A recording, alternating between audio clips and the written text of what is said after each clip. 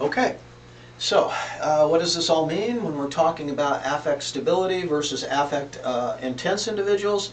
Affect intense individuals will probably seek out things that manipulate their mood to a greater extent, and affect stable people tend to want to kind of keep it on an even keel, if you want to use that term. So what do we see then? Well, for the affect intensity, a slightly bad event, right? And if it's a low affect intensity, slightly bad event will put someone in a slightly bad mood, right? Moderately bad event will increase the negativity of the low affect individual. Very bad event. So overall, what we can see is if we compare high affect, that's the black boxes versus the clear squares here, we see that bad events cause greater reaction, greater response in the high affect intensity folks. So bad shit affects them to a greater degree. But the flip side is, what happens when we talk good stuff? Well, in fact, then we can see that the affect intense individual seems to gain greater pleasure from good stimuli, whereas it's this not a better or worse, it's kind of a trade-off. To what extent are people going to experience highs and lows that are like this, or to what extent do people want to tend to experience highs and lows that are much less variable? And it reflects an individual difference, and it might also be the result of learning and memory, etc. Now, the other component we were going to talk about is control, and we've been talking about control throughout this class, is this perceived control and desire for control. So when we look at differences in people's pre-performance expectancies of possessing the needed capacity to produce this positive outcome, that is their perceived control. And notice this is highly associated with self-efficacy, the belief that they can do it, but it's also kind of combining with the belief that what I can do it will generate the outcome I want. So the perceived control is the pre-performance expectation. The desire for control is the extent to which individuals are motivated to establish control over the events in their lives. So we can see a big difference here then for people who have high desire versus low desire for perceived control. To what extent are you willing to go into a situation and kind of just let the chips fall where they may? Or to what extent do you go into a situation and have kind of really a narrow tolerance for how things should work out? And that could be a good representation of your desire for control. Now, perceived control, in order to perceive that one has control over the situation, the self must be capable of attaining the valued desired outcome. So this is like Vroom's expectancy model, that I can do this, but I expect that my doing this will create an outcome that is favorable to me. Second, the situation in which one attempts to exercise control, right, needs to be at least somewhat predictable and responsive. In some situations, we have no clue how it's going to work out. And in those situations, people who have a high need for perceived control might find those situations more threatening than someone who's more flexible in what they will tolerate as an outcome. So perceived control then, high perceived control versus low perceived control, it's going to affect a lot of qualities. It's going to affect goal setting. People with a need for high perceived control, people with high perceived control beliefs, right, are probably going to set a narrower range of goals and not set goals as highly as people who are more flexible in this. Task choices can be affected. So these are all components we've talked about throughout the course. Concentration, persistence in the face of difficulty can be affected by the differences in these. Positive emotional states, problem-solving strategies that are employed and selected might be affected by this, and the ultimate performance. Right? So, self-confirming of high and low engagement then, perceived control beliefs, high versus low, either can lead to engagement versus disaffection or disengagement, and that can affect the actual outcomes. And notice, the actual outcomes are what we build our control beliefs, our perceived control beliefs on, is the past outcomes that we've experienced. So, let's take a walk through this table. High DC compared with low DC, right? Select aspiration level. Select harder tasks. Set goals more realistically. Right? Response to challenge. React with greater effort. Persistence will work on difficult tasks longer. And the attributions of success and failure. More likely to attribute success and failure to an unstable source. And when we say unstable source, that means a variable source or a changeable source. The high DC benefit then is higher goals are achieved, difficult tasks are accomplished, difficulty tasks are completed, and motivational level remains high. Right?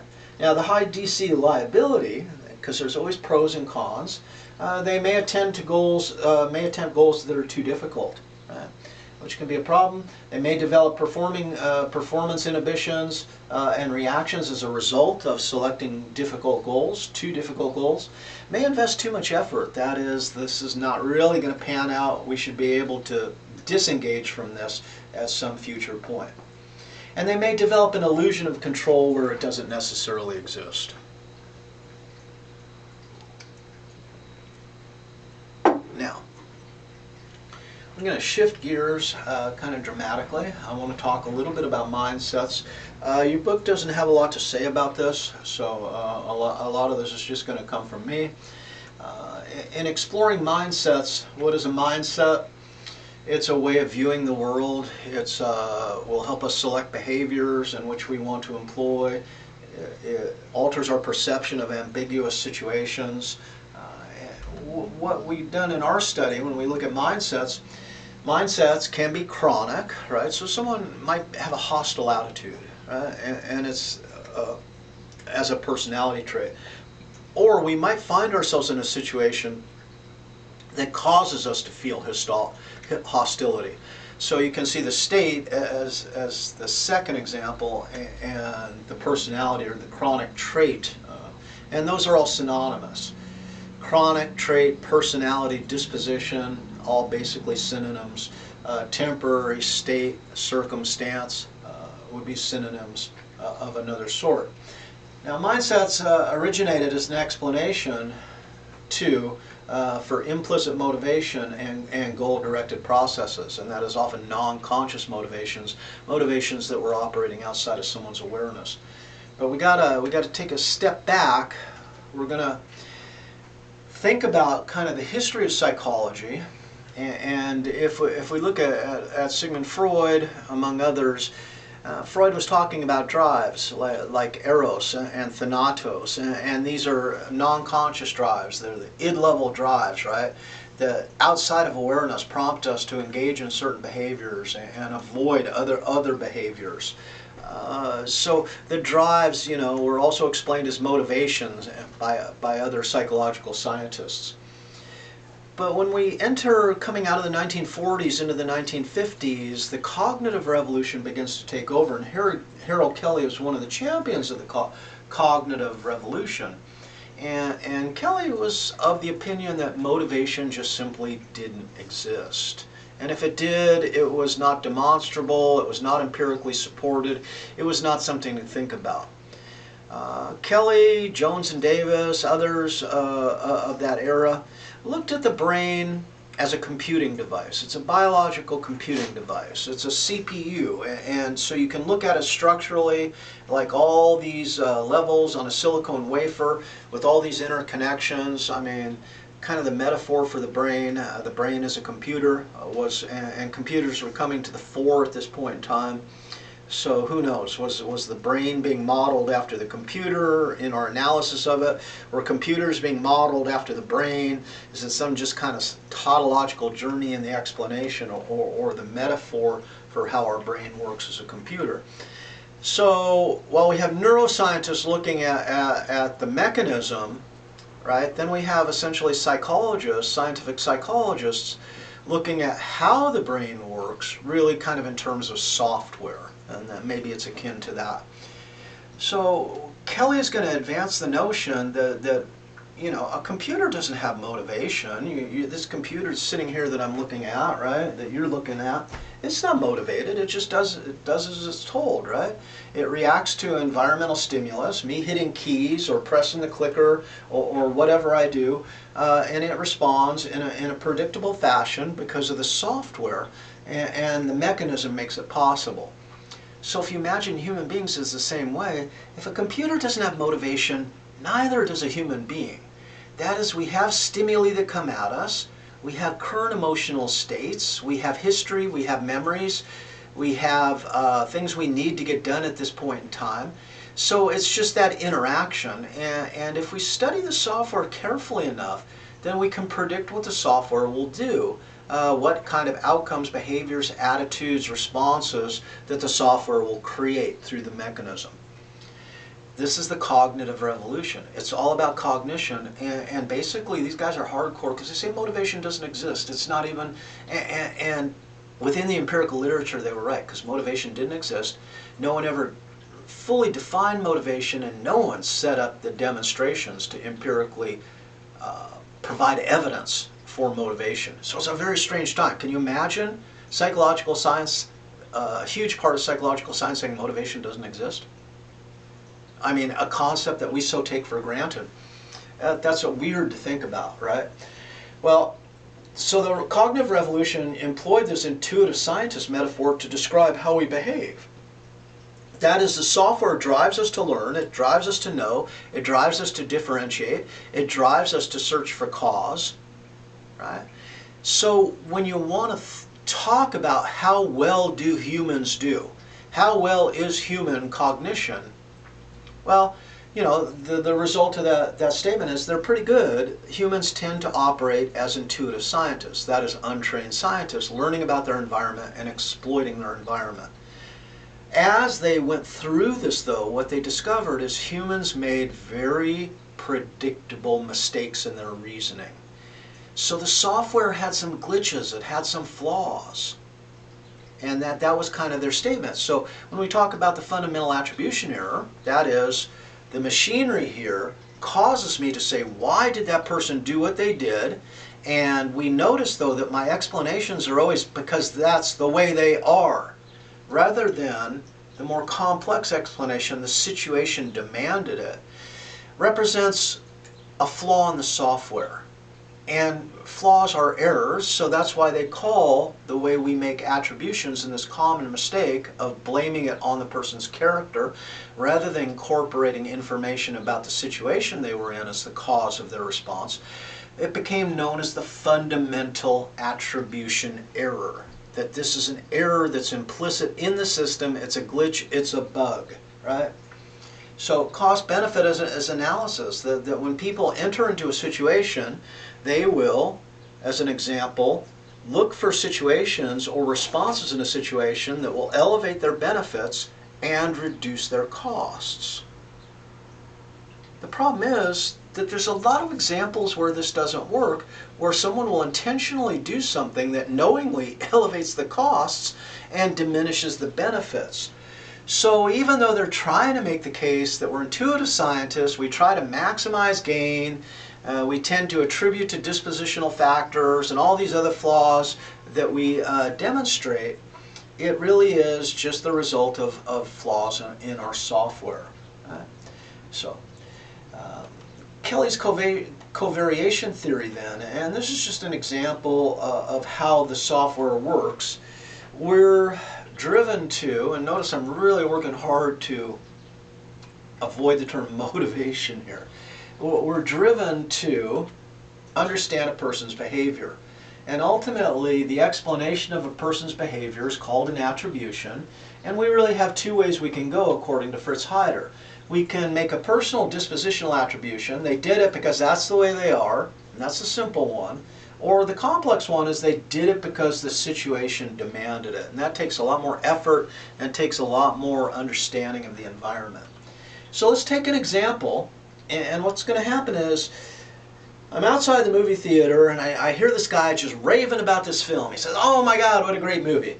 Now, Kelly says, how am I going to process that? How does the software work? And he says, your software in this case, to end up in an attribution is going to assess three elements of the domain.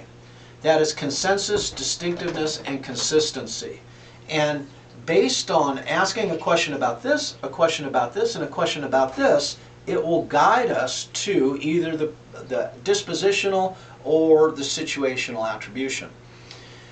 This is the way the software works inside the brain. So once you know this, you know what the outcome is going to be. So the consensus, and let's flesh this out.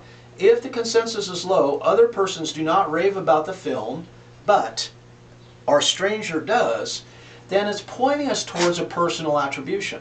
What about the film? Well, I don't know about the film, but this person liked it, whereas most people don't. Notice low consensus.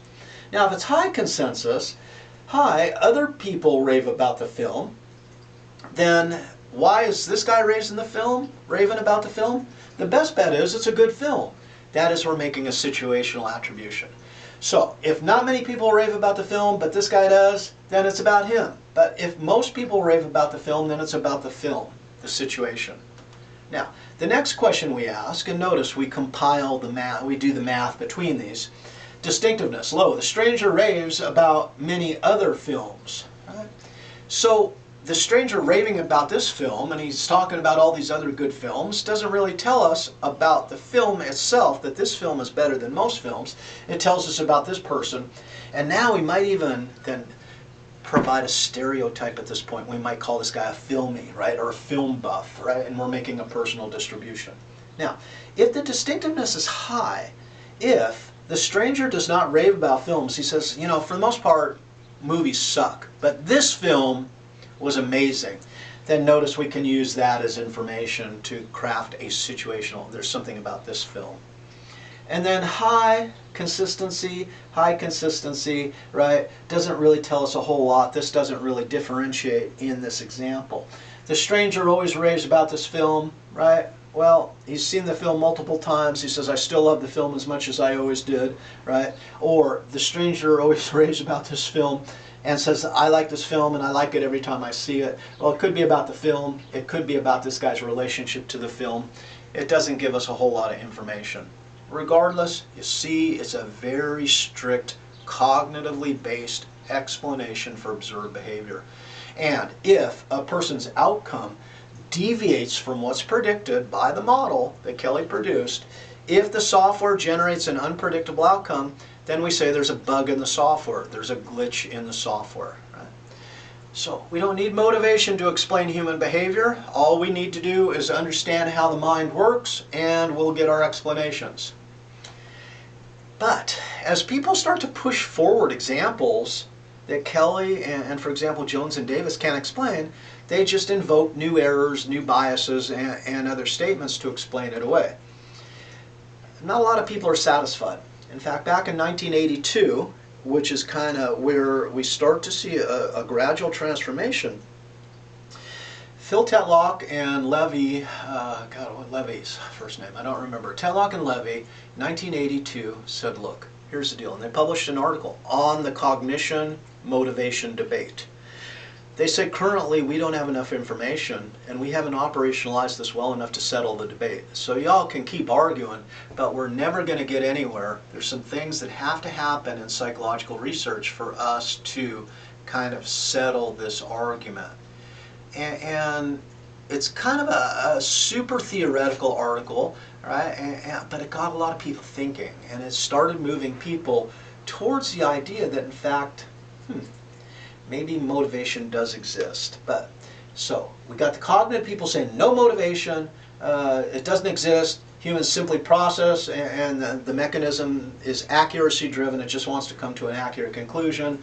If we don't see accuracy, then it represents a software glitch. And then they list out all our errors, like the false consensus effect. We believe that more people agree with us. And you say, well, why do we believe that more people agree with us? Well, it's in the software. It makes the self feel better about the self's own opinions if the self believes that everyone holds the same opinion. We create a consensus necessarily where it doesn't exist. Or we tend to attribute people's behavior to their disposition rather than the situation, even though the situation might be a better explanation. We tend to say that positive outcomes are part of disposition when we're talking about ourselves, and this is the actor-observer effect. When something good happens to something, especially someone I don't like, it's because they got lucky. It's not about their great character or abilities. Errors then should be universal, and any degree of error reflects individual differences, and that's where they want to leave it. Right, Penelope? Are you going to go to sleep? Is the lecture too long and boring you? Oh, you sweetie. Such a good girl. All right, so let us move on to motivated reasoning.